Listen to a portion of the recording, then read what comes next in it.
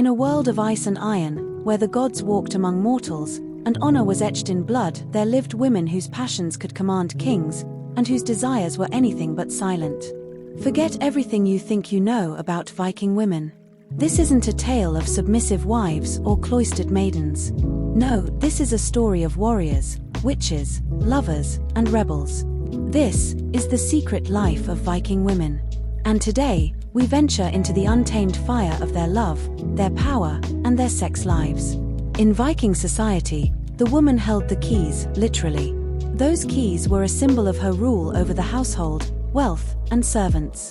But her power didn't end at the threshold of her home. Marriage in the Viking world was a business transaction, yes, but one built on mutual respect and reputation. A woman could choose her husband, and she could leave him, too. If a man was violent, unfaithful, or, gods forbid, lazy, she could divorce him by simply declaring it in front of witnesses. No priest, no court, just her voice. Sex in the Viking world was not governed by guilt, it was ruled by consequence and honor. Virginity was respected, but not worshipped. Desire was natural, but public shame was fatal. A Viking man seducing a maiden without permission could face exile or worse. But for women, the sagas tell of bold spirits who chose their lovers as fiercely as they chose their blades. In Laxdæla saga, Gurn Osvifastoti divorces her husband and later becomes one of the most powerful women in Iceland. Her love life? Scandalous. Her reputation? Legendary. Not all passions were celebrated.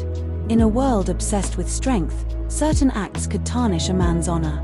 To be the submissive male was shameful. Yet, the truth is rarely so simple. Norse culture didn't criminalize homosexuality, but gender roles were everything.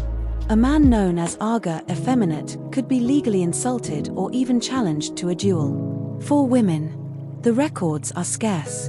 But archaeological finds, like graves with symbolic pairings, and whispers in poetry suggest that same-sex relationships among women may have existed, perhaps hidden beneath the fur cloaks of respectability. She was feared and revered, the vulva, mistress of magic and fate. And some say, of carnal power as well.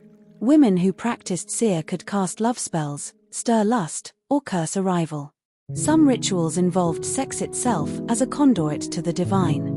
These women were spiritual guides and sensual forces. To wield magic in Viking society was dangerous, especially for men. But for women, it was one more way to claim control over their world and their bodies. The Viking Age ended, but the stories remain. Of women who defied kings, who loved without shame, who took what they desired and paid whatever price fate demanded. Their lives weren't perfect, but they were bold, honest, human. And their passions, just like their battles, still echo through time. So next time you hear of the Vikings, don't just think of axes and fire.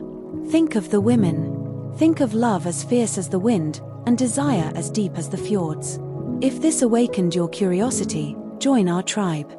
Like, subscribe, and ring that bell for more stories that history textbooks dared not tell. And let me know in the comments, which historical saga should we dive into next?